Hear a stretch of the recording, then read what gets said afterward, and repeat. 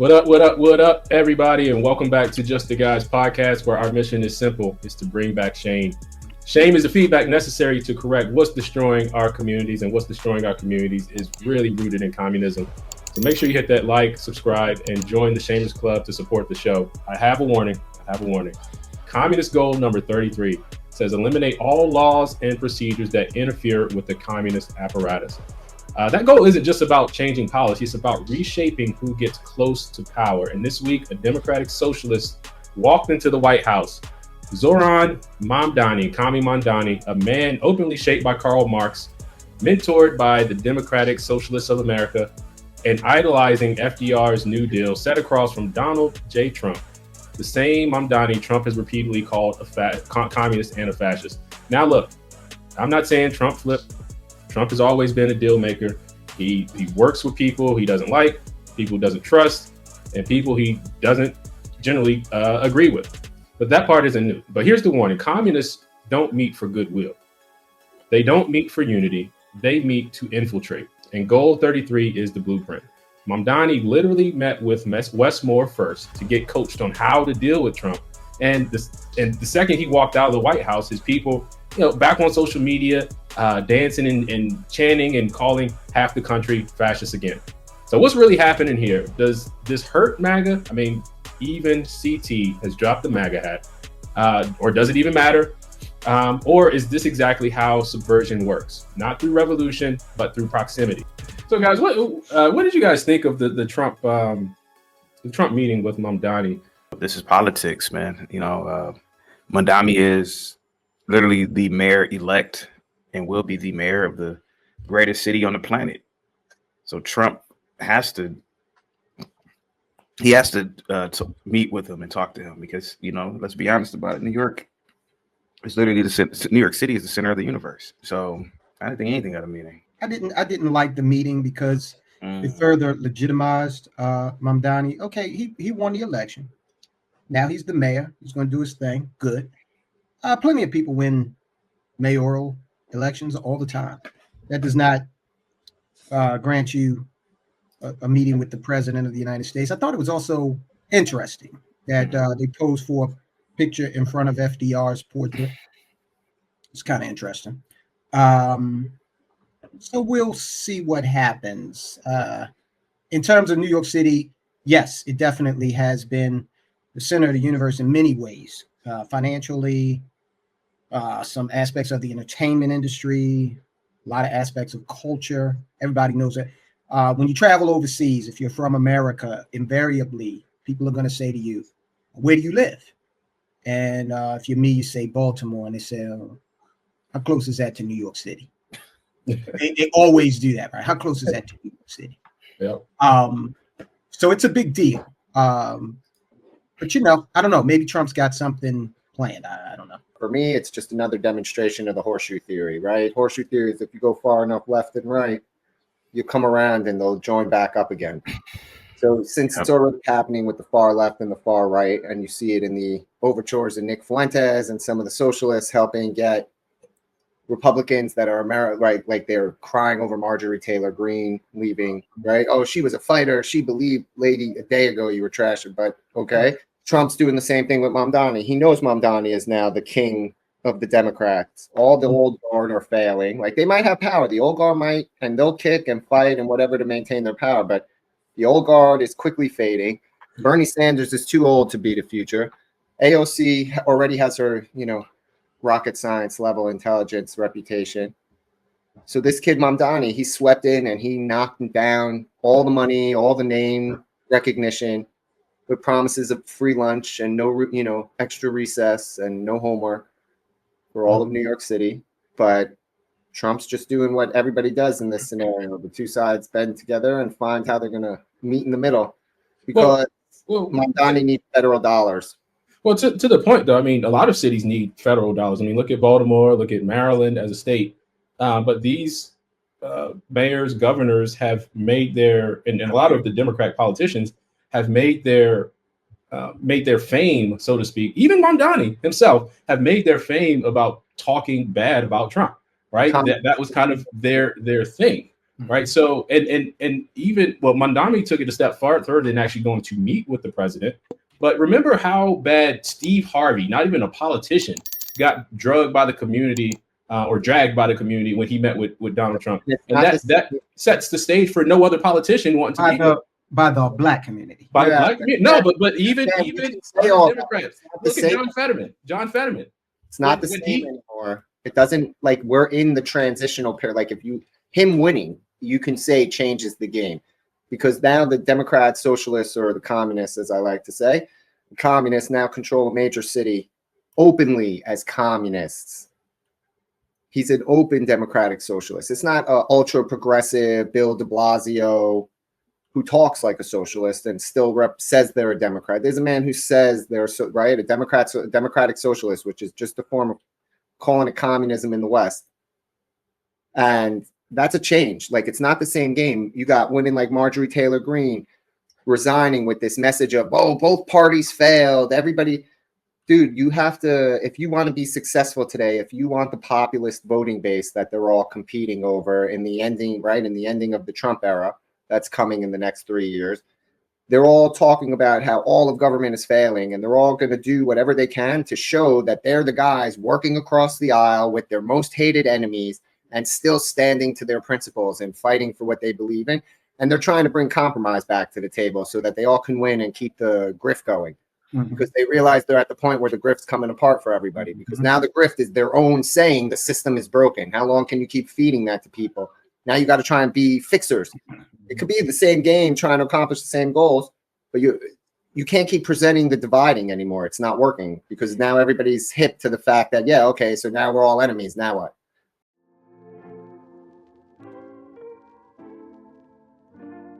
I was fooled by those words too. For years, without even realizing it, I was helping the bad guys. Yeah, the same global conglomerates that bankroll chaos, push woke nonsense, and fund movements that despise God, family, and freedom. 97% of what we buy, toothpaste, dish soap, vitamins, even snacks, is owned by the same handful of multinational corporations. They don't share our values, they exploit them. Most of their stuff is made overseas, laced with toxins, and sold back to us under the label of progress. That's not capitalism, that's communist goal number 32. Centralized control over culture, welfare, and daily life. They already control education. They control the media. And now they want your shopping cart. If we keep buying their products, we're handing them the keys. Shame isn't the problem. Apathy is. Shame is what snaps you out of it. It's what makes a man take responsibility again. That's why I stopped feeding the machine. I switched my home to family-owned, American-made, non-toxic products that actually care about the people they serve. And now you can too. Go to switchwithlogic.com and take your dollars back from the system that's poisoning our homes and our freedom. Because shame should lead to change. And this one feels good. Does this ruin MAGA or put a rip in MAGA? I mean, you dropped your MAGA hat today. No. And I say this because a lot of not a lot, I don't know if it's a lot, but from what I've seen, the first of all, we're talking about, when you ask me about MAGA, you're really asking me about white MAGA. And white MAGA, from what I've seen, they had let Trump spit on them and Trump could say it's rain. I'm very careful here, man, because I rock with the whites. You know, a lot of whites support the channel. But there is something about, there's this weird loyalty that MAGA has. So, no, MAGA doesn't complain about the Saudis coming to the White House dressed in their garb. MAGA doesn't complain about anything, because they are going to align with their feudal overlord, which is, the corporations and Donald Trump. So no. Now, if so, could you explain different MAGAs? I'm sorry. Could you first, before you continue, could you explain to me the different MAGAs? You got white MAGA. Is there a regular MAGA, and then there's their black MAGA?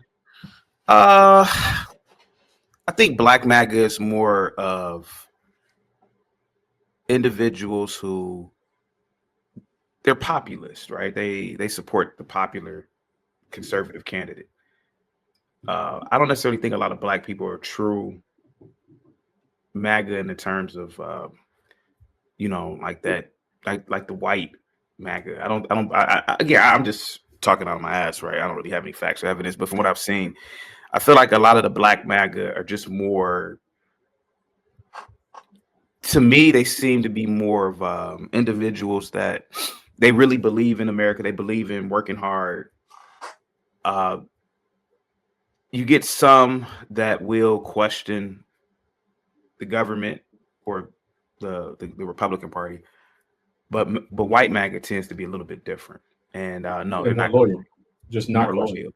Me personally, I'm more of a MAGA that I'm enjoying the ride. I'm more open-minded. I'm more of an intellect to a degree, but a lot of MAGA will sit back and blame blacks for their problems, blame the Jays for their problems, all the while, let's be honest, the whites are effing them over.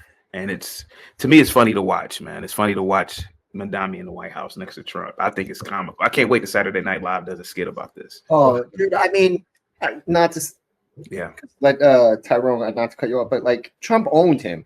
Trump showed that he was by far the superior statesman, politician, showman. Mamdani couldn't pivot. Mamdani couldn't stay on message. He fumbled to the point that Trump got in. Oh, just tell him I'm a fascist. It's easier than explain. I don't mind. I've been called worse. So and you have every liberal. Oh, Trump even admitted it. They just got to play this. Imagine if the Democrats listened to these influencers and played Trump saying to Mamdani, "Just call me a fascist." It would be the biggest joke in the history of jokes because the entire Senate will remember this day where Trump made the guy who was such a threat look like a little kid in front of him. Are you affirming that you think President Trump is a fascist? I've spoken about. That's okay. You can just say okay. Yes. Okay. It's easier. It's easier than explaining it. I don't mind. Dude, he patted him. He's like, yo, like he does to Barron. Don't worry about it, Barron. Yeah, one of those power pats. And it's also in context, they had asked it. A different reporter had asked the question already, and he gave a lengthy, awful word salad answer, right? Where he tried to say that, we have our differences. And he did a really good job at an awful answer. But so like Trump, like, oh my God, the second time you can't even get this, right? Like this is twice now you're getting this question. You should be ready to just pop on. And he showed him he's a masterclass. So the fact is that when you look at this meeting, Trump crushed it. But the reality is Mamdani asked for it and Trump had no need to let him have it. So there's a reason Trump let him have the meeting. There's an importance to the understanding. Like I'm telling you, it's not going to work anymore. After the shutdown, when everyone realized both sides could blame each other equally, and you can't really, right? We can say it's the Democrats, they can say it's us, and everybody's just the middle is just like, this isn't going to work anymore. People are cheering Marjorie Taylor Greene, not because they like her, but because she said everybody's fucked. I'm just saying, her leading message is what's going to be everyone remembers. You're right. She runs for governor or senator or VP for Vance. I mean, dude, she's the next wave of the woke right. And she did it perfectly. So let me ask this. When that old phrase when says when someone shows you who they are, believe them. How does that, Tyrone, how does that apply here, right? Because I mean, Mamdani has said numerous things. And before I get your comment, he actually met with Wes Moore to get prepared for the meeting. I want to play this clip. Minutes after he was elected in New York, Mayor-elect Zoran Mamdani was on the phone with Maryland Governor Wes Moore. Published reports say New York's new Democratic Socialist mayor was seeking advice on how to deal with President Trump. The governor has become one of the president's most vocal critics. There is a chaos, and it is an intentional chaos, that we are seeing from this administration. Lately, the governor has solidified his position by the words he uses and the company he keeps. So I'm here with Governor Wes Moore in the governor's suite. At the Commanders game in Landover on Sunday, the governor taped a message to the president. Well, I just wanted to remind people that, because I know the president's coming on board today, but I just want to remind him, say, first of all, Mr. President, welcome back to Maryland. And second of all, in the state of Maryland, I am proud to be the commander-in-chief of the Maryland National Guard. Welcome, Mr. President. Joining the governor was Russell Ellis, better known as Jolly Good Ginger, who's an outspoken critic of the president's. Hello, I'm Antifa. Ellis declared himself an Antifa at an anti-Trump rally in Washington 2 months ago. Zoran Mamdani, Democratic Socialist through and through, self-proclaimed Democratic Socialist, calls Wes Moore the night of election, schedules a meeting to get advice from him on how to deal with Trump. Wes Moore also associating with known Antifa members. who have now been labeled and classified as a terrorist group. So Mamdani, he could have chose several better people to prepare him to meet with the president of the United States. I don't understand how he thought Wes Moore was qualified to give him that kind of advice. Because he's higher up in the Politburo. Yeah, but as you alluded to earlier, right now, the leaders in the Democrat Party are Zoran Mamdani and AOC. Yep. Okay? They are the leader. And for anybody who doubts that, look at everyone else who could claim title. It's definitely not Obama. He's been neutered. Okay. Probably literally and figuratively. It's definitely not Kamala. It's definitely not the former President Biden. All right. It is, and I'm going to prove this to you. It is Zoran Mamdani and AOC. And of course, he's the mayor of New York, so he took a lot of oxygen out of the room. But the fact of the matter is, he was not the only socialist to be elected. Yeah, no, you're right. A major city. Katie Wilson out in Seattle. Yep. And this girl, Hannah Schvetz, got a local council seat up in Ithaca, New York. And she says she's a communist. Okay. So, and those are like three, but I'm sure there were more in seats throughout the There's been a history of them, but what I'm really trying to get at, right? How do we balance this idea of deal making, right? And you know, because I think there is something to at least hearing people out, right? No. Versus. Hold on. Versus. Hold on, man. Hold on. Mm-hmm.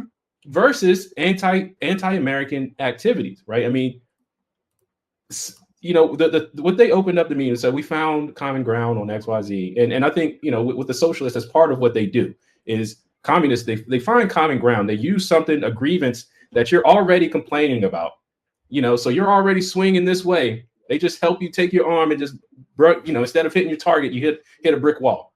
But how do we balance that? Because part of, you know, you always also have the phrase of keep your friends close and your enemies closer.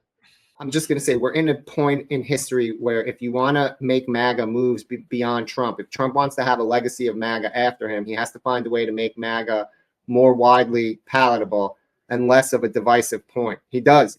He has to find a way to be able to pass it to a successor, because right now Trump is MAGA. And you have to create a thing where he's in a position to say, I'm a kingmaker because I sat with my enemies. I sat with my friends. I made deals on all sides of the world. I made deals inside the country. So what do you want? CT wants to say something. I'm sorry. No, you're good. You're good. No, Logic, have you ever been to New York City? Yeah, I went last year and the year before, I think. Yeah. And you've been to Times Square and the financial Times Square and all that? Yeah. Do you think Times Square is a long time ago, but most recent time I was in the Bronx, and then I went to Dumbo. I'm just gonna be honest, man. Do you think that MAGA, these rural whites, they could support that city? Like if you were the president, right? You know, if you were the president of the United States, are you telling me you wouldn't want to meet with some of these big mayors of these big cities, man? I think it's. I mean, you're the president. I mean, I think it's advantageous to, right? I mean, even these cities would collapse, man, if it were up to MAGA, man. I mean, because all of us like living in the country. They collapse, man. I'm telling you, man. Like I see the play that Trump is doing. You know what? You have to meet with these people, man, and do business with these people to keep it going, to keep this system going, man. You need everyone. Exactly. You need everyone. I mean, and that is kind of my point. Like from a man's, because one thing that's been hitting me lately is we take a lot of this stuff a little bit too seriously. And it leads to a lot of like bitterness and resentment, and you can't get along with people for whatever reason. Now, I just believe we can strongly disagree on things and, still be cordial. And that's generally been a trait of the right. However, soldiers, I see you talking. There are people out here that you can't talk to. You know, we discuss this all the time, guys. We always say the right is having a debate. The left is engaged in a war. Okay, so while you're trying to, meet in the middle, they're thinking that they're celebrating, not all of them, enough, are actually jovial about an assassination that we all saw. Yeah. Live stream. So when you start talking about, oh, we can get along, can we? I mean, where do you say, you know what? I'm not interested in meeting in the middle, because to do so would involve me going over to the left by a country mile. But that's not what he's saying. That's not what Trump said in like the. No, I'm not saying that's what Trump is saying. I'm suggesting that for those who think that there can be some negotiation with an ideology that is looking at this as we don't. Not trying to negotiate. The right used to be Pax Romana, right? We weren't just meeting in the middle. It was okay. It's the sword of Damocles. We'll have a conversation with you. If not, we'll unleash our war in terms of like politics and laws and stuff. We'll unleash our army of think tanks and lawyers on you and fight you that way, right? Like we lost our backbone for that, our taste for taking a stand. When Republicans take power now, they're afraid to upset the apple cart. Right. That's what Trump's biggest complaint is this time, is that they're not aggressive as he wants them to be. Final thoughts on this.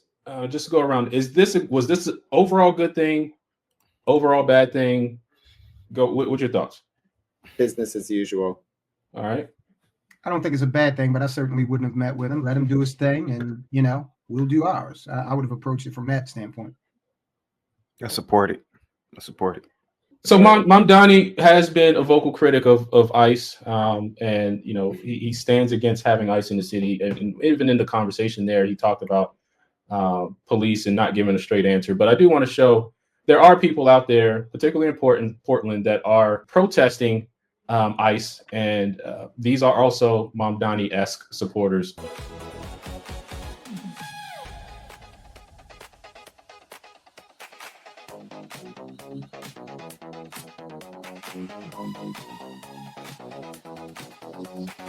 All right, name the professions of at least 3 people in that group.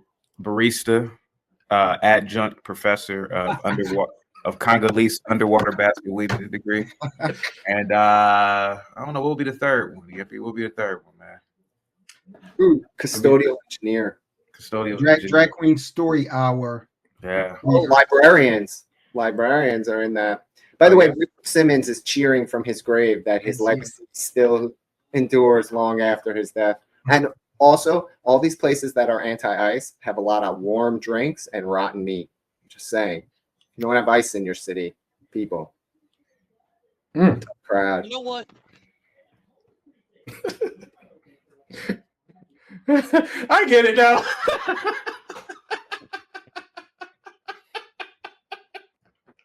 I finally got it. Okay. You know what? I'm wondering which is worse, this or getting an election, being nominated as the first gay gospel group. Like, I mean, we're just weird. The United States is becoming weird that this is considered a protest. What, were you nominated as the first gay gospel group? No, but a couple months back, that took place. Do you remember that?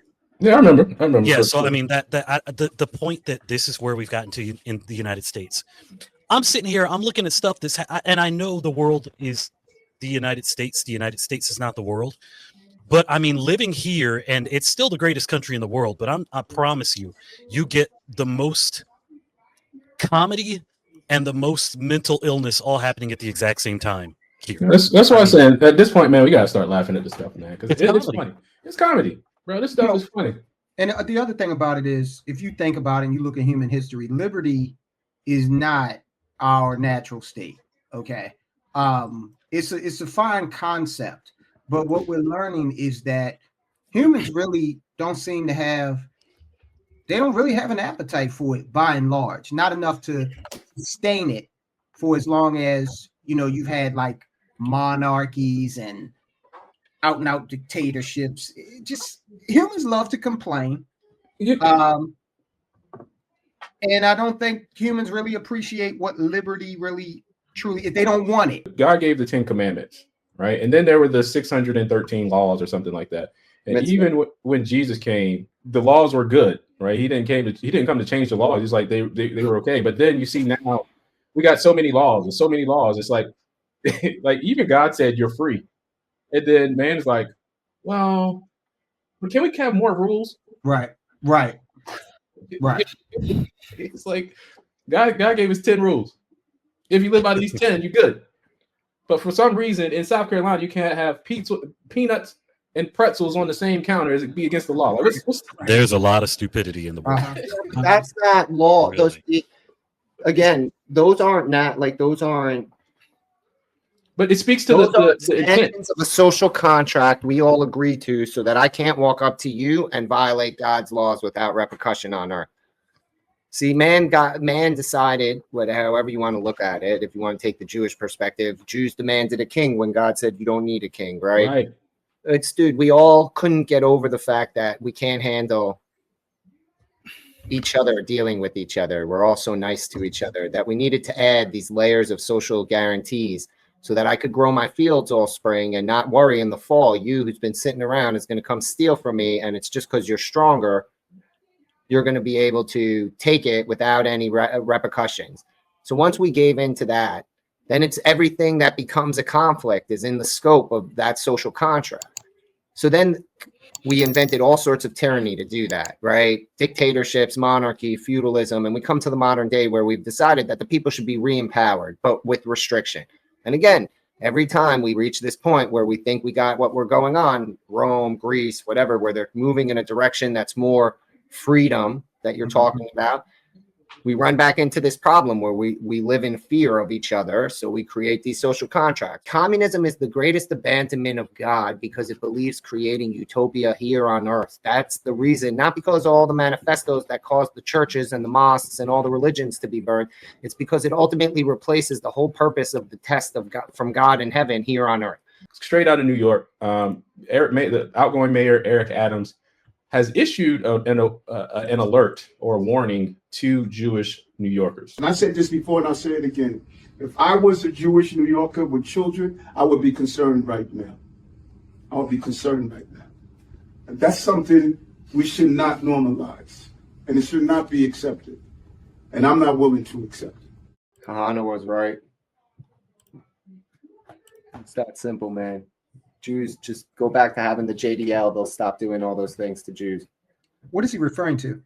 The synagogue that got attacked. Like they protested outside a synagogue, sprayed swastikas, were screaming death to Jews and stuff, out front. But again, it's because they stop fighting back at the level that they get attacked. They try and when you like it's your problem that you put before, right? The conundrum. They're trying to be civil to resolve it civilly. They're not interested. They want total annihilation. So Kahana had a very clear thing: is that since you're dealing with people who only want to hurt you, hurt them first. That's what the JDL is protect the Jews from all in the crown in the 70s and 80s, from all the attacks the elderly were getting over there. I mean, so I'm sorry. And like people don't want to accept the fact that some of the fundamentalists in the world are correct, because when people hate you, they hate you. So let me ask, how do you that determination of someone just disagreeing to someone outright? Because I think that's something that people should understand how to distinguish. Well, when someone says, for example, they want to kill you, that's usually an indicator. It's really clear when someone tells you that you're their enemy, accept that. Now you can try and talk to them at first, but I think we've been doing the talking phase for quite some time now. And I don't care if we're still ready to talk. They're clearly not ready to talk. And it's the same for every hard progressive movement in this country. They're ready for a revolution. They're calling for it. And you got to believe people when they tell you what they are. I agree. Right? So you got to believe guys like Mamdani, but believe what they say. But at the same token, you can't destroy the whole country just because they are what they are. The man, right? Like a guy like Mamdani has power. Yeah, he's maybe Trump's enemy, but you got to have, because you can't cut New York City off. You have all the citizens there. You gotta, right? Like, dude, that's the conundrum. Is they're your enemy, but where is that line? And that's why Roman peace endured for so long. They had a very clear line. We're gonna send one guy to talk to you. Yeah, don't talk to him. I have 100,000 legionnaires behind him, ready to march on your city or your country or whatever. Right? We don't do that anymore. So the lines are more blurred. But that's how you do it. In the 70s and 80s, when Jews were getting attacked in the open in New York City, Kahana built the JDL. The JDL put an end to that because Jews started patrolling their own streets, protecting their own neighborhoods, and you couldn't bring the fight to them anymore. Now Jews run to a camera. They think words are going to solve these problems. These people are threatening to kill us daily. Yeah, I guess I gotta agree with Gimpy on this one. Then Logic, yeah, we need bring Kahana back, Kahana style leader, somebody who will get the job done. I'm gonna say YouTube safe if you get what I'm saying. I mean, I kind of think every community needs to bring that back now. I mean, if people are openly saying, you know, we're going to attack you, or we don't like you, or there has to be some level of defense that we have. Right? Listen, man, you've heard me say that of the three Abrahamic religions, Christianity is the weakest. We have misinterpreted a lot of what Christ talked about. We've misinterpreted it to be pacifist, and in so doing, we're getting stomped. Look at what's going on in Nigeria, for example. Okay, so you got a disarmed Christian population that's been taught to turn the other cheek. They never were taught about the verses, sell your cloak and buy a sword. Mm-hmm. Okay, you don't hear that being emphasized. Yeah, even the armor of God you read in Ephesians, man, has a sword as one of the pieces of your kit. Absolutely. And then people always ask the question, what would Jesus do? And these soft Christians always interpret that as the most pacifist answer, when in fact, every time I hear that, what would Jesus do? I interpret it, fashion a bullwhip and start beating the hell out of people to get them out of the temple. Absolutely. Okay? Why does that never come up in terms of what would Jesus do, right? And until Christians get off of this horse shit, prosperity gospel, liberation theology, this American flavor horse shit, and start to, get militant, and observing your Second Amendment rights and saying, no, there are things that we're not going to accept, okay? Then expect more of the same. Tyrone, this one is for you because the Coast Guard recently had some language that changed. Because the U.S. Coast Guard will no longer classify swastikas and nooses as hate symbol. Yep, this is coming straight from DHS because the Coast Guard falls under Kristi Noem. The U.S. Coast Guard will no longer classify swastikas and nooses as hate symbols. The military service, which falls under the Department of Homeland Security, has drafted a new policy that classifies such items as potentially divisive. My immediate thought when I hear something like that is, one, is it a joke? Two, why would they think that something like that wouldn't be a problem? I mean, are we trying to combine that with, and I don't know if you guys spoke about this before I got here, but are we trying to combine that with what was stated by these few Democrats earlier that made a video that had to do with, don't disobey a direct order, which, by the way, is treason. I mean, what's going on with what we're trying to do here with the psyche and thought process of the military? That's the first thing that comes to mind. Like, you're saying that stuff like this, I mean, you're saying that stuff like this wouldn't necessarily be a problem for people. Like, imagine, I'm sure that there are people who are probably Jewish who are in the Coast Guard, or it was the Coast Guard, right? Mm-hmm. Right. I'm sure of that. I'm sure there are people who are probably black that are in the Coast Guard. I'm sure that there are people who have issues with stuff like this, and then now they're thinking, probably, why in the world would a country I represent do this? So I just find it weird that a whole bunch of different things are going on with national security and with, that things that have to do with the military. So let me say this, because my first reaction to when I saw this, and I try to do this with anything really, is to ask why. Yeah. And not in the sense of like to have an opinion either way, like inserting my opinion either way, but it's just to get an understanding of why a decision was made, right? And for something like this, my first immediate thought, because the language is potentially divisive, right? First off, we understand a noose is a knot, right? So a noose is, the people are tying nooses all the time to do different things. It's a type of knot. And then the swastika, my immediate thinking with that is that there's been a lot of faux hate crimes that have been, manufactured using symbols like this. So, using the word potentially divisive in this sense kind of could play into maybe some legal ramifications or something. I don't know. These are just things I'm thinking. What they did was reclassified it as potentially divisive. Okay. They didn't say, oh, this is you fly your swastikas proudly. They didn't say that. Now, if you want to play the language game, yeah, it is potentially divisive.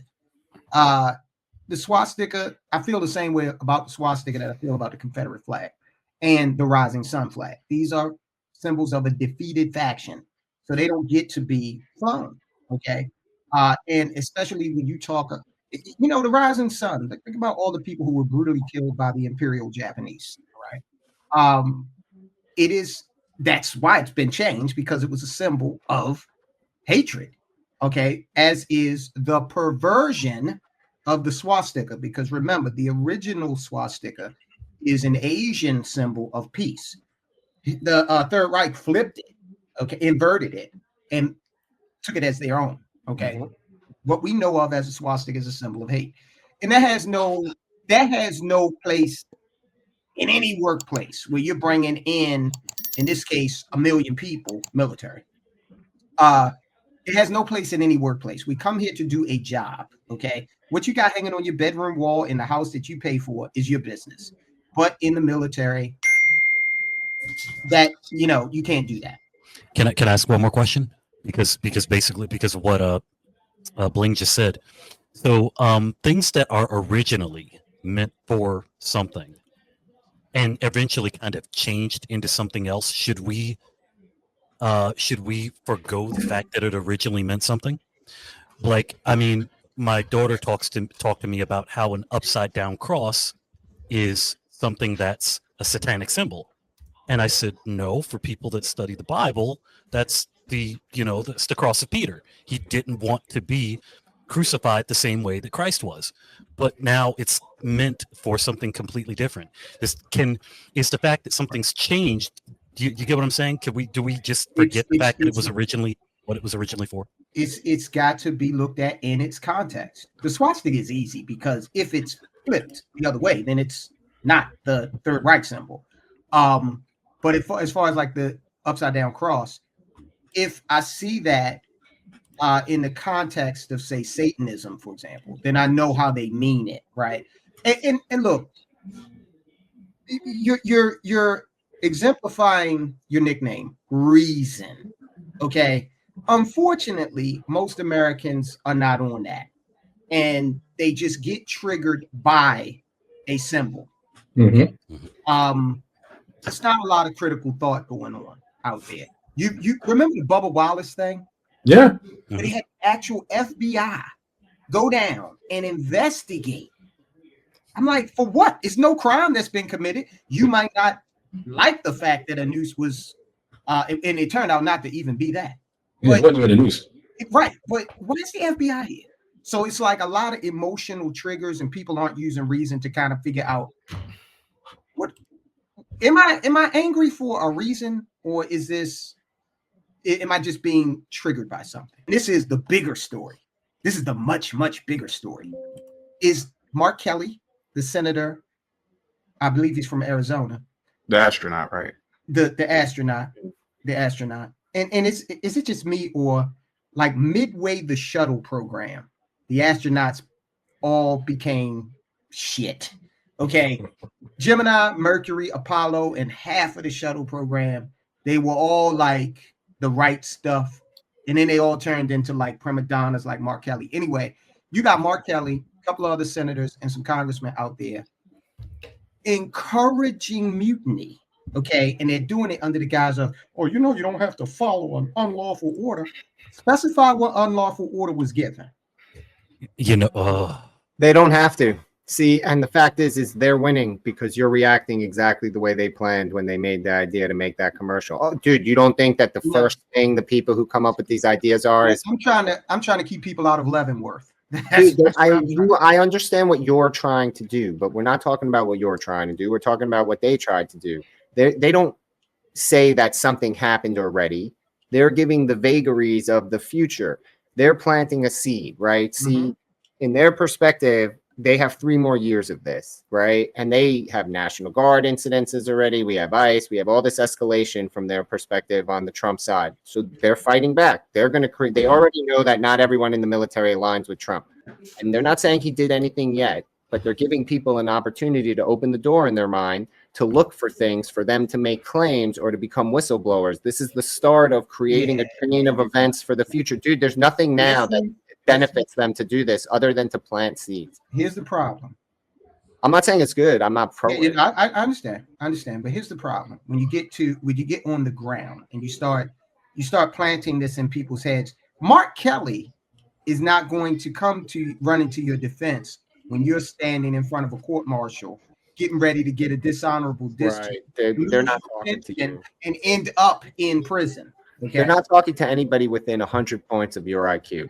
Let's start there. But aren't these the same people though that I don't know, like they're telling people to disobey lawful orders? No, they're not. They're not. They're specifically like this is clearly a psyop on their part. Like this is a true definition textbook telegraphing it to the world. They don't give a fuck because they're panicking psyop. Like I will refer to what I said earlier.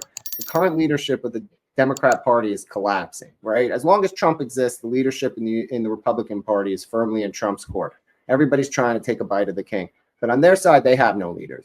And they're tearing themselves apart while trying to hide it from the world that that's happening, right? So this is another attempt to try and keep the old guard in power by setting it up to have a distraction that some whistleblower comes forth and says, you see this memo we got? You see how it's worded like this? You can interpret that this is illegal. And so that they can have a power play against the king. They're running out of moves on the table. They're losing from behind. Their own pieces are coming after them. And they're looking for anything desperately. Look how much air, this one little 30-second, everybody, they're seditionists. None of that's true. Like it's wrong. They shouldn't do it. But they didn't do anything seditious. They didn't break any laws. It's very careful, very calculated. They picked a CIA agent. Think about the people they used and they tried the eyes of veterans. It's clearly a psyop. Like this is a clear psyop, and we're all we're falling for. I get what we're doing here, but I'm saying people are fucking falling for it. So CT, did you see Trump's response to this? Because this is what he responded to: execute them, right? No, let's see it. I didn't see it. Something to that effect. Right. Yeah, but I remember that. But can we take into consideration that 18 U.S. Code 2383 specifically says activities affecting the armed forces. Title 18, Chapter 115, S23587, advising, counseling, urging, or in any manner causing or attempting to cause insubordination, disloyalty, mutiny, or refusal, duty of any member of the military or naval forces in the United States, disturbing any material with intents to cause or mutiny considers up to 20 years in prison or $10,000 fine or both. Like, did we not see that that's exactly what this is?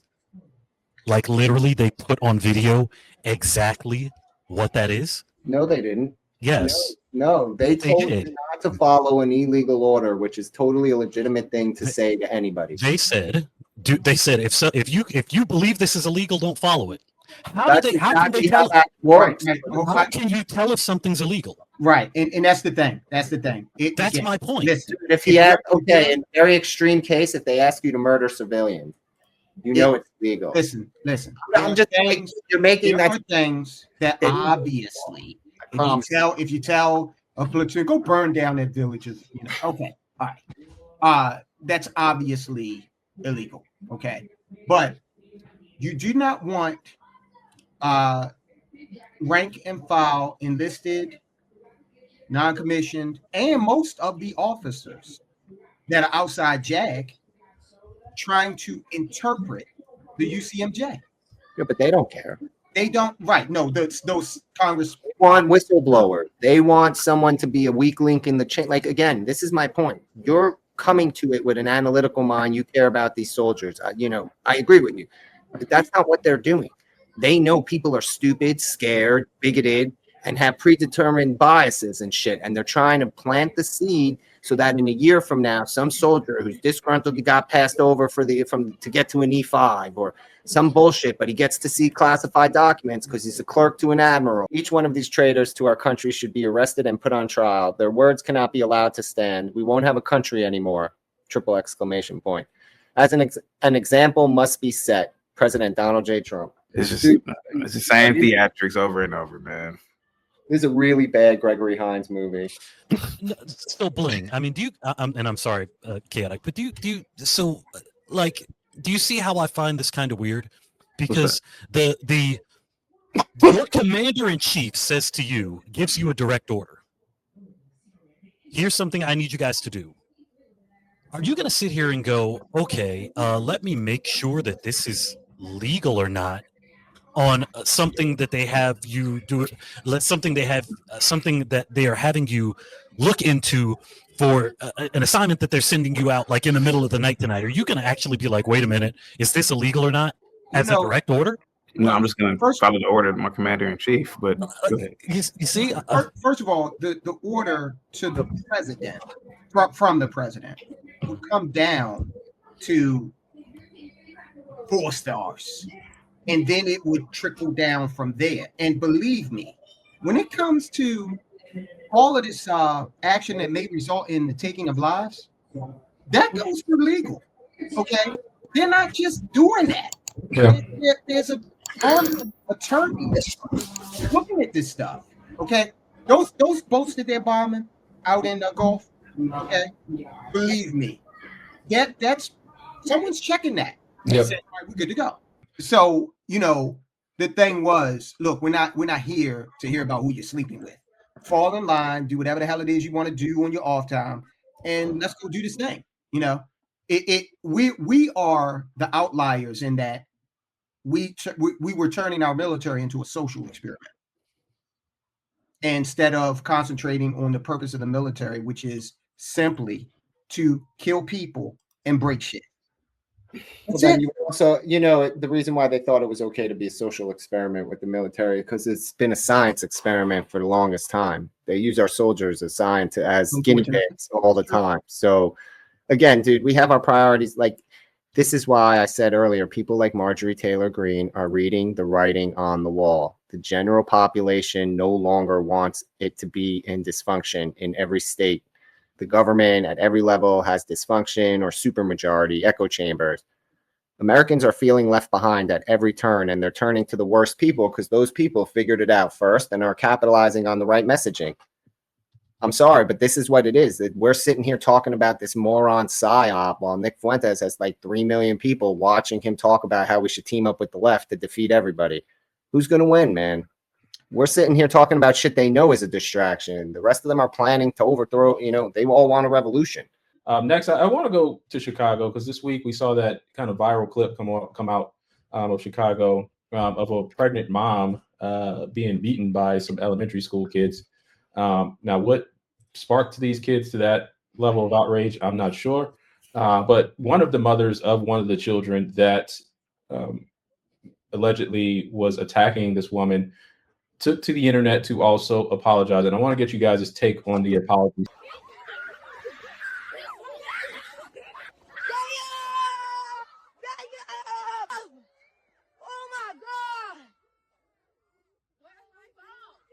She is one of the children that was a part of the fight at OT Bright School on yesterday.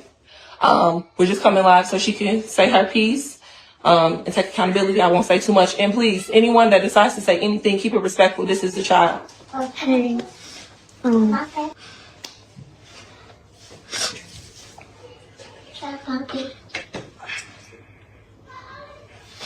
I was wrong for everything that I did. And I was just being a follower, following everybody who don't even got nothing that I got. And I apologize for everything because I wouldn't want to be in that situation. And I feel bad because It's okay. I gotta go through so much. You gotta get away from black people, man. If I was to tell her, I would get far away from black people as far as possible, man. If I was that lady, it's just, it's a broken home, man. Where's the father at of that little girl? It's just a culture of violence, man. It's never gonna change. She's probably like one of the good ones, but they're all doomed on either side, man. I saw the mother being attacked too with the kids, man. I would get away from blacks if I was if I was her, man. Mm-hmm. And that little girl that did the attack with that little fake, apology, I feel sorry for that girl, man, because she's pretty much doomed, man, to be honest with you. Stupid mother, the household is already broken, no father in the home. Yeah, it just never ends, man. But that's all I had to say about it. You're a terrible mother, and you have a terrible child. That's it. You are There will be absolutely zero. Don't be respectful, because this is a child. This chick, and I'm being respectful when I say that, be respectful to her. Look, yo, I got 100% honest with you. One dude was there. Look, it would have been a completely different story. If it was me, right? If it was me, this is how it would have went down. I would have first taken the person who had the cell phone. It would have disappeared, because you don't need any evidence. And then I would have probably went to break some legs of some that's how you fix the problem. That's how you do it. Because then the young lady would have got away, and all those little nigglets that was attacking this chick would have been trying to figure out how to get their friends to the hospital. I have no words for that kind of stupidity. This chick, you raised that. All the parents to these kids, you raised them. And if you're talking about there are no families, no fathers in the home, nah. 0 + 1 will always equal 1. It will never equal 2. You cannot blame a non-existent variable for a problem. Because if both of these kids, or if all of these kids ended up going to Stanford, which is one of the hardest schools in the planet to get into at a 5.7% acceptance rate, you would have said, I got them in there. So now you need to say, I fucked these kids up. We don't have a fatherless problem. We have a single mother problem, because the mothers are the ones that are raising these assholes. She's probably more concerned with some punishment she may have. Maybe they took her video games or cell phone away, and that's probably eliciting the emotion. I think though. What emotion did you see? Well, she has some little fake tears going on. I think the real issue is, that reminded me, the clip you showed of the actual attack. Have you ever seen like Wild Kingdom? I was waiting for the animal reference. No, really. I thought it was going to come from CT, but have you ever seen Wild Kingdom? And it's like they'll always show something on the Serengeti getting attacked by hyenas, and it's always a lot of them, and they're like the hyena is kind of cowardly. So if the lion says or something like that, they'll jump back a little bit, but then they'll be like, all right, the other 72, you with me? And then they'll go in and like take the kill from the lion. That reminded me of that. Okay. Which is a problem. CT said, get away from black folk. I said, get away from people. Okay. The human is the absolute most dangerous animal on this planet. Think about it. Okay. You can have super strength. A gorilla has super strength. And what have we done with the gorilla? We got his Baltimore Zoo. Okay. Locked down. Not a threat. All right. He relies on food. Okay. We are the top of the food chain. And Jesse Jackson said this. If I'm walking down the street and I see 3 white guys on this side, 3 black guys on this side, they asked Jesse Jackson, what you going to do? Which side of the street you going on? Jesse Jackson said, I'm going over there with the white guys. Okay. Because just from the standpoint of Maslow's hierarchy of needs, one of which is safety. All right. You're going over to where you have a reasonable degree of safety. And that's just the way it is. So if these kids are doing that, bad sign for society. I encourage people, find yourself a little plot of land in the middle of it, but I got to commute them. Okay. Because there's nothing like peace of mind coming into your home. Logic, I'll ask you, be honest. Now you still have business in Baltimore, right? That you have to take care of. For sure. So be honest with me. Every mile you get away from Baltimore, does not your stress level decrease? As soon as I cross into the county I live in, Right. I don't know if you paid attention to what she said. Right? She said she was being a follower, and she kind of compared it to they don't even have the stuff that I got. That was all fake. That's all staged for the camera, a demonstration of the age we live in. That mother prepped that girl. You're going to say this in front of the camera, right? And the talking to that she got before it is don't you understand? You have all these things. Those kids are animals. Why would you behave like that when you have all these things and they don't, right? Like, why would you follow, right? Because she said, oh, I didn't start it. I just did what everybody was doing, right? Like, that's the excuse she gave her mom. And it's all, you can see the kid's whole apology is a response to whatever the adult told them before the camera turned on. Kids don't talk like that. Kids don't understand that concept. That's the responsibility of the lesson being taught to them by the mother. The problem is it took till the kid was in a street fight, beating up some pregnant lady, for the mother to make some sort of impact like that. Because if she had made that impact earlier, she wouldn't have been she would have known that she would have called the cops to stop this. She would have been in the middle to stop it, not egging it. I agree with you on the coaching aspect, because even during the if you watch the full reaction or the full video, she's like, it's okay. She's kind of like nudging, like nurturing her along the process. But maybe she did it because of what Coley Bennett, shout out to Nicole from Popular Politics, he said all the parents deleted their social media accounts because the South Side of Chicago was coming for them online and in person. So maybe she deleted the account. I mean, she did this so the mom could stay on social media. No, for all you know, their lawyer said that was a good idea. I mean, probably not, but like, dude, for all you know, she's doing it to preemptively have some sort of defense for her kid. That, look, my kid isn't as bad as all the other kids, and since you have a bazillion kids to deal with, let's make a deal. Dude, come on, like, this is not real. We live in the day. Look, even going back to the last segment with the PSYOP, we know what they do to lie to us. Every e-thought that gets on Instagram uses filters. Nothing is reality. They show you a picture inside a plane. You know, at JFK, you can rent to sit inside private planes for Instagram pictures, so you can pretend like you're flying everywhere. We live in an artificial age. We live in the AI generation coming, where you're not going to know what is real and what isn't to begin with. Yeah. Right. It's not real. We have to stop thinking that people in front of the camera are real. It's content every single time. Even if they're trying not to be content, you're still content because you had to make it in front of the camera.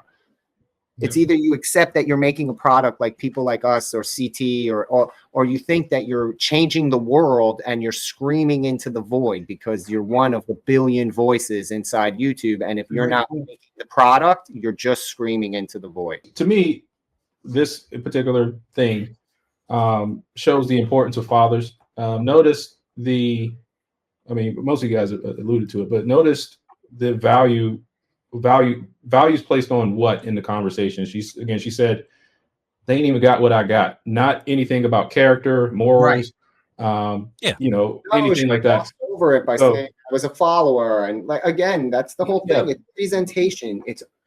But regardless of AI, regardless of how easy it is to create content or what have you, the foundation still has to be there. And character, morals, values, they can't be replaced regardless of how artificial. Sodom and Gomorrah 2025. What are you talking about character and morals? 20 kids beat up a pregnant woman. Where are we talking about character and morals? Because that's what's missing, bro. Dude, but you're not gonna. You're right. No one's arguing with you, but this ain't giving her character or moral. Her mom isn't gonna see it. Even if her mom is in the fucking audience, isn't going to look at this and say, you know what, let me have some self-reflection at this moment and say, why are these 5 random strangers sitting here and talking like this? No, it'll be those fucking coons, those 4 coons and that dude. Oh, they're all the problem. It's not me. It's that they hate black women. Black women, this is the age we live in. This woman did that for her own self-gratification because these parents were coming for her. Oh, I got to do something. I got to make a grand display. Not anything about sending her kid to juvie for a weekend so she learns never to do it again. How about that? How about some real consequences, tangible consequences? Consequences that, like, dude, if I ever got caught like that, I would not be able to sleep in my house for any time. My parents beat the hell out of me. Like, chase me around the house, beat the hell out of me for that shit. I beat up a pregnant lady. Let's put this in the scope. It's not even a normal assault. It's assaulting the weakest, most vulnerable amongst us. I'm not joking when I say this. I think we would have. I honestly think we might have disappeared if we did that. Yeah. With the family that I had. My dad would have beat me, and they would have just pretended I didn't exist when people started asking where I disappeared to after they murdered me and buried me in the backyard. We didn't have a fourth son, fourth child. And those were little teeny remember, we must be talking about another family. And those were little teeny kids too, right? Right. This is so I think her name is Leslie Jones, was on Kelly Clarkson talking about relationships. And I think Leslie Jones about 58 years old. But I'll let her explain her story. I am not good at dating at all because I judge so hard. If you do certain things, I'll be like, I don't like you. If I look at your hand, I'll be like, your hand's too small. No. I don't like the way he grabbed his coffee. No. Oh my God, I have a friend like you. I just be like, it'd be certain things I'll be like, yep, no, I don't like you. Yeah. No, you don't take baths. No. You know. And I'm famous, right? You know, when you get famous and you're a woman and you're successful, the first thing they think is what? You're gay. I love men, thanks. Yeah. But I don't love a stupid man.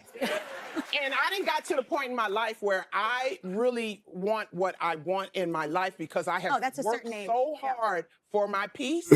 If you can't be with my peace, you can be with the door. I hate the term feminine and masculine energy. I hate that term so much. I think we have both. Like we all have all of that. I hate it. Yeah. Oh, you're in your masculine area. Well, why don't you get in yours? I'm sick of it. I'm sick of men telling me, oh, well, you know, you hardcore. Yes, I am. I am. Can you handle it? Oh, well, what you bringing to the table? I am the table. Definitely was the table. Because I don't understand. I don't understand why you wouldn't want a woman like me. I am successful. I'm rich. I can fight. I'm going to remove the glasses for this one even. There's a difference between being feminine and being girly. We have a group of women today that have no clue how to be feminine, so they replace it like this young lady with fingernails, and in her case, braids because she used to wear the short cut, and lashes and all of that good stuff because she has no clue what being feminine actually is. And the reason that people like April Mason are millionaires today off of pretty much, what did she say to the lead attorney? The best way to become rich is to feed black women fluff.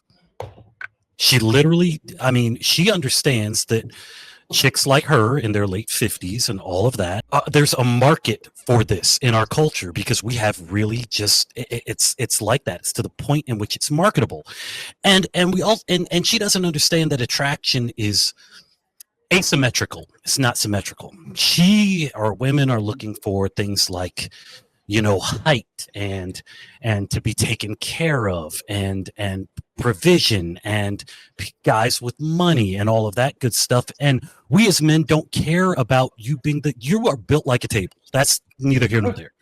But we don't even think about that. We're looking for fit and friendly and competent and submissive and youthful and all of that. And you just don't fit that category, any of it. Quite frankly, when it's all said and done, you are exactly what you say you are. You are probably in the average of what 1% of the population. And understand, you guys, hypergamy is real, okay? And men don't really deal with hypergamy. It's more of a women thing, and by definition, it only means I want someone to have what I have or more. That's a female thing. You know, women date up. We as men date down. That's a completely different story. But what I'm getting at by that is you are a 1%er, so you want what would be, I guess, the top 1% of men. And that top 1% of men, you want them to be single, so that takes 60%. And you want them to be over 6 feet tall, because I think you're like 6'2", so that takes it down to about like 12 to 13%. And then that 0.5% you want to actually be straight and not gay. And so you want like 12.5% of 1% of the type of man that you're interested in. And then that 1% of man has to want you. You have effectively priced yourself out of the market. It's not that, you know what, men are terrible or this and that. Just the ones that you were looking for, my dear, quite frankly, don't want you. So, CT, if you were to give Leslie Jones some advice on how to get a man, what would it be? How honest do you want me to be? Logic. Inordinately honest. Let's turn it all the way up. I actually think Leslie Jones is one of the funniest women, and most women aren't funny, so I will admit she's a funny person. She's always in character, but at 60 years old, not really feminine. I would tell her the best thing she could probably do is give a mean blowjob to get a man. Like, that's the only way, man, to keep it. And I mean, to be honest, man, I don't. That's what I would say. I mean, what else do you have to offer? I mean, do you know who else gave that same advice? Oh, Monique. It's a mean blowjob, man. I mean, like, she's what would a man need from her? To fight, unless your name is Rousey or Ali, and I mean the female version and not the dad. I mean the daughter and not the dad, or Menunez. Like, no one really cares about women who can fight. Yeah. So, just man, if you were give advice to Leslie Jones on how to get a man, what would it be? It's, Leslie Jones is far from the only woman in her age bracket dealing with being single. Yeah. I would say that it's definitely the guy's market at that age. If they're looking for something in that age range, because Vanessa Williams is also single. Remember her? And she's not that much older than Leslie Jones. Let me just put it like this. Men will put up with more from certain women than they will from certain other women. Yeah. The first time you disagree with Leslie Jones on what you should have on your pizza, you're out. Okay. You might lose a hand trying to eat pizza with Leslie. I'm sorry. Vanessa Williams will say, I'm used to sleeping on the left side of the bed. And you'll think, oh, damn it, so am I. But, all right, I'll compromise. You're not compromising with Leslie Jones on anything. And look, Leslie Jones, not my cup of tea. And the main reason for that is that it's her attitude. I don't believe she's funny. Yeah, God bless Leslie Jones. I hope she finds happiness and is successful in all the things. You have no advice for her. I mean, we're writing a note right now to Leslie Jones on how to get a man. She seems desperate. She wants one. Get a hobby. Involve yourself in your hobby. It comes a time where it might just be too late. Yeah, fortunately, it just might be too late. Yeah. So, Gimpy, man, if you writing a letter to Leslie Jones right now, how to get a man, what are you saying? All you missed a good opportunity for great one-liners. So first of all, I'd find a blind deaf guy who has low standards. That'd be my first piece of advice. Start there. Second of all, I don't know, I'd stop imitating a baboon on the first date. Bro, come on, man. Not see the rest of them. She's like, woo, woo, woo, woo, the whole, like, dude, seriously, no guy wants that sort of energy. I'm sorry, you can have money bin like Scrooge McDuck, and even the greediest guy gonna see Leslie Jones, money bin, and be out. So yeah, find a blind deaf guy with low standards. Does anybody remember the movie Boomerang? All right, so remember he had the scene with Eartha Kitt, and he's like, he's like, turn off the lights, okay? And then she does, and he's like, can the room get any darker? Dude, why do we kind of remind us of the same thing? Al Bundy did a skit back in Married with Children when he was talking to his neighbor. I think her name was Marcy. Yeah, something like that. And he goes, he's like 10 things to make your, to be good with your sex symbol husband. Put on a mask behind your head. Learn to walk backwards. Like stuff like that. Yeah, dude. That's what I'm saying. That I was trying to stay away from her looks, though. I was trying to strictly. Dude, you got to find a guy who's at least 400 pounds so he can't be crushed by her. And you imagine what sex with her? She gets on top, dude. You have no torso left. That's it. It's over. It's just gone. Obliterated. Yeah, she tried to hit the guy from the back. Probably. You don't know what's going on there. Let's not underestimate the reality of biology. Okay. Oh shit. We're attracted to women biologically, right? So if you're looking at Leslie Jones and she's saying, I'm good in a fight, okay, it's like it doesn't even look like a woman. The whole biology of it is not attracting you. Nobody looks across the room at a woman and says, damn, I bet she has a great personality. That's not the first thing you notice, okay? You're attracted physically first. Look at that behemoth. There are a few of them out there. My recommendation, my dear, would be take a personality test. You'll probably find out that you're an A-type personality, which most guys are. Okay. I think there's a JAS test you could take or something like that. What you do is you look at the top of that A-type personality, and then, because personality is probably all that you've got that you're working with here, because but if you look at the bottom of that, you'll get the opposite characteristics of A-type personality, and believe it or not, you might find a little bit of femininity in there, and you might want to start practicing that. I'm sorry. And then just there's no femininity in You're telling a 60-year-old woman to practice something new. Right. And that's not new, dude. She's not even of a species of female that has genetics for femininity. I'm sorry. Like, dude, have you listened to her? Jimmy says she's not biologically wired. Dude, her ancestors just bred it out of their bloodline long ago. Listen. Okay, the other thing, the other factor here that Leslie Jones may not be aware of, there's another factor here, and that is your boys. Your boys are not going to let you do that. Your boys are not going to let you do that. But I love her, man. No. Yeah. No. Yeah. You definitely lose your friends group. Say again? You definitely lose your friend group. Oh, yeah. Because they're going to ridicule the hell out of you. You know? Dude, you heard Kelly Clarkson sucking up to her because she's in the old single woman's group now. Yeah, these ladies truly don't understand how important youth is to men. Yeah, they just don't get that. Yana showed me this thing. Yana showed me this thing today. In Dagestan, polygamy is absolutely legal, like in every sense of the word. A guy can have as many wives as he wants. That's right. It's called Dagestan. Yeah, Dagestan. What? Dagestan? No, like Dagestan. DAG. Oh, okay. In Dagestan. I got you.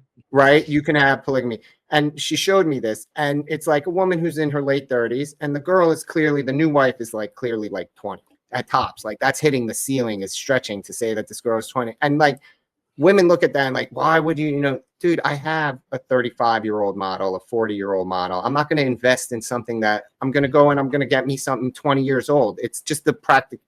What's up, CT?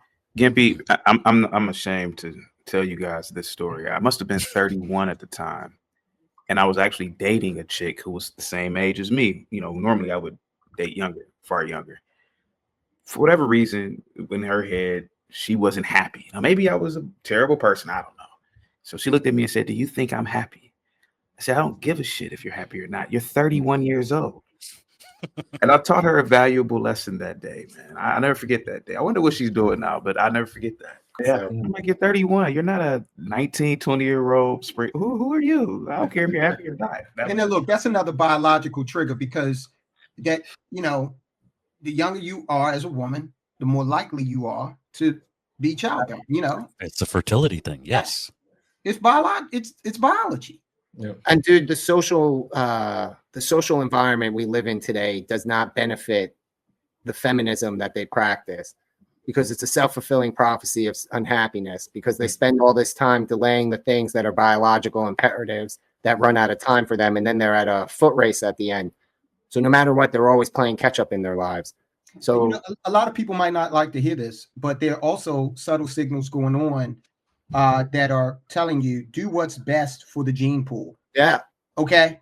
And when in the back of your mind, something reptilian is going on that's saying we don't want to reproduce with this person. Okay. Well, if you can't, then what's the point? What do you mean? Oh, if the woman is too old. Yeah. Oh well, there you go. All right, guys, we about to get out of here tonight. Where can everybody find you? CT, where can they find you, man? I got Chaotic Truth Live, man. Thank you so much. Right on. So proving why the human race needs the asteroid. Soldiers, where can they find you, bro? Soldiers of Finance, right here on YouTube. Gampy, what about you, man? Oh, annoying CT daily. That's my favorite activity these days. All right, close us out, Region. Where can people find you and close us out? You can find me at the majority of all of the MCM shows, which are tonight, which we were Just the Guys. Tomorrow night is Christian Conservative. Monday night is Pop and Politics. Tuesday, 7:00 p.m. is the All-American Talk Show. Back to Wednesday, Pop and Politics. Thursday, Christian Conservative. Friday, Pop and Politics. And again, us next Saturday on the All-American Talk Show. We appreciate you hanging out with us, you guys. It is always a pleasure. And if nothing else needs to be said...